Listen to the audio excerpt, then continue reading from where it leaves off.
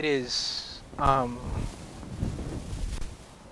it's unbelievably hot in Arizona. It's just unnecessarily hot. The heat here, like people in other states, they go, oh, it's a dry heat. So is your oven. This is ridiculous. So if you see me sweating, don't judge me. I'm going through some things here for you, okay? This is excessive. The sun is just... Anyhow, currently I'm in a botanical garden at a park called Park of the Canals. And they preserved a Hohokam canal site. So there's ancient canals literally 100 yards from me. And I'm in the middle of a botanical garden. It's pretty cool. Got it all to myself. I tell you that to say this. A lot of the Q&As from now on are going to be done here because it's a good location and it's nearby. So that's kind of the setting.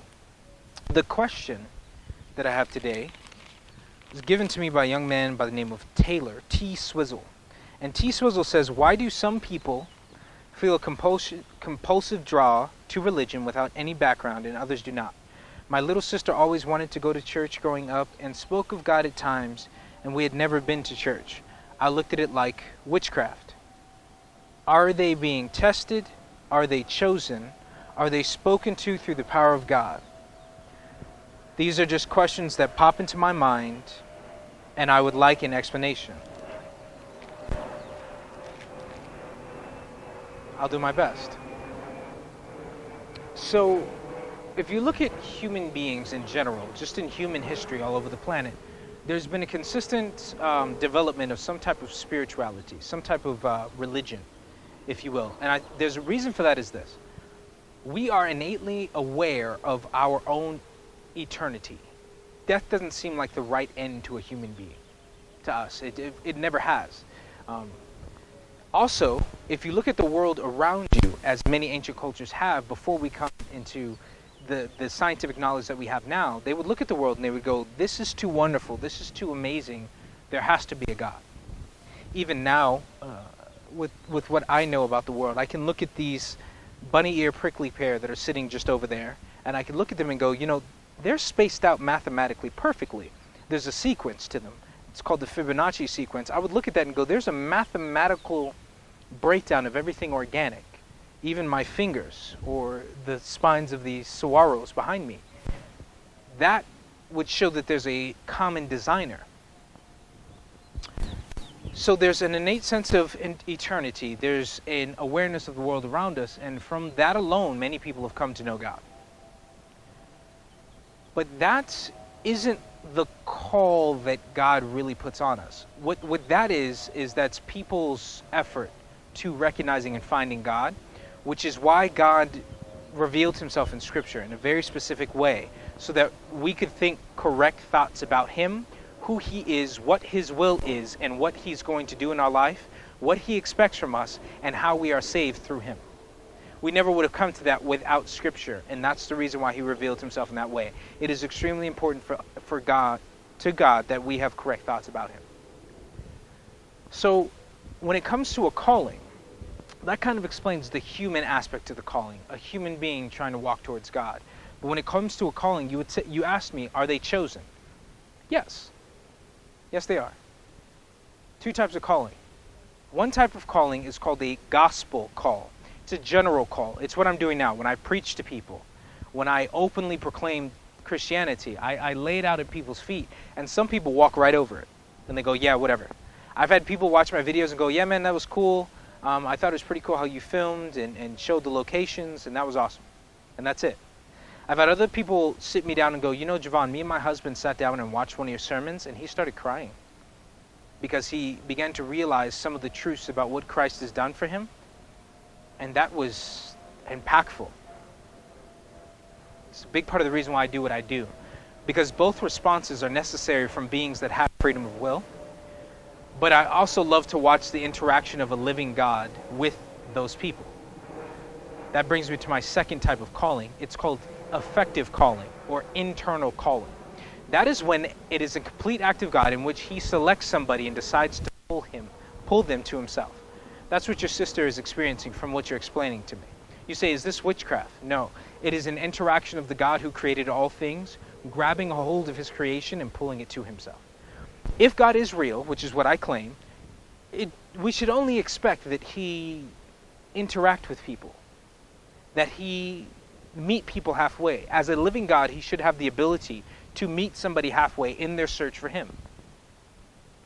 So that's what your sister is experiencing. There is two types of calling. The general gospel call, and then there's the effective or eternal call that is placed on people. I had a calling on my life. I didn't know what it was, but I knew from a young age that I was going to do something. As I grew up, I went away from Christianity, and I recognized at some point in my life, these airplanes, I recognized at some point in my life that there was a pull on me. Something was grabbing a hold of me and pulling me away from sin, pulling me away from trouble, pulling me away from all these things that I wanted to do, and pulling me towards faith and religion. And I realized that pulling force had personality, which seemed to mean that it was living, which seemed to be that it was God. God does not impose himself upon you, but he does influence you. He does interact with you. He is a living God. So it isn't witchcraft. It is the interaction of a living God with his creation. So I kind of want to step on that question for you. To kind of pose something else to you, the next conclusion from this is, if God chooses some people, does that mean he passes over others? Yes. And I'll touch on that later. I'll touch on that. If you want me to, just post in comments below and say, hey, can you talk about that whole election versus reprobation, or God saving some and not saving others? I'll definitely do that. But I want to stay on topic here and say that just as important as the call is the answer. If there's a calling on your life, if you feel God calling you, answer him. But I would ask you not to change your standard of truth. Here's what I mean by that. If something has to be intelligible for you to believe it's true, then have that expectation of Christianity. If you need to see evidence, if you needed to see evidence, concrete evidence of God's existence in human history, in the natural world, in many different places before you can believe that Christianity is true, take that with you when you go to church, when you begin to approach Christianity. Answer the call. Bring everything with you. And don't worry about offending anybody or making somebody uncomfortable. Ask the hard questions. It's extremely important. So, and expect answers, because if it's true, we should be able to answer your questions, right? There is a general call. There is a internal call, or an effective call on all people. There's a general call on all people. There's an effective call on those who God chooses. Answer whatever call you're feeling, whatever kind of influence you're feeling, answer it. It'll be life-changing. It'll be wonderful. What I would advise you to do, T-Swizzle, is observe your sister, watch her, and see if the changes in her life are beneficial. See if she begins to grow. See if you can see some kind of evidence of the relationship she's building. Because if it is positive, which if it is God, it will be positive, you want to look into. Might be something worth looking at. And I hope that this answer kind of makes you more understanding of her experience as the one being called. You know, she has something on her that is heavy, that is weighing, that she can't really explain, but boy, does she want more.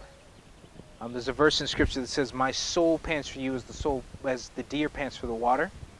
Basically saying, you know, the more you get of God, the more you want. Moses described God as a mystery, basically saying this. He said, the more I know about you, the more wonderful you become. Mysteries are fascinating. God is the biggest mystery. It isn't to say you can't know things about him, it's just he becomes more wonderful the more you do learn. So I hope that answers your question about calling. Are people chosen? Yes. Is it the power of God that allows that to happen? Yes. Are there different types of calling? Yes. So, you know, if you have any further questions, and I definitely will put this out there, I'm grateful that T-Swizzle was able to ask this question of me. But if you're watching this and you're going, you know what, I have a couple questions too, post them. Take a moment, post them below. I promise you I will take the time. I will come here to this site. I will answer these questions for you. You are very important to me. Answering your questions is one of the highlights of my life. So please post your questions below. Send them into this channel's inbox. If you subscribe to this channel, new videos are going to come out every week. And every week, I'm going to commit to doing a Q&A. And I'll do them more often if need be. So Thank you for your time. Thank you for watching. God bless.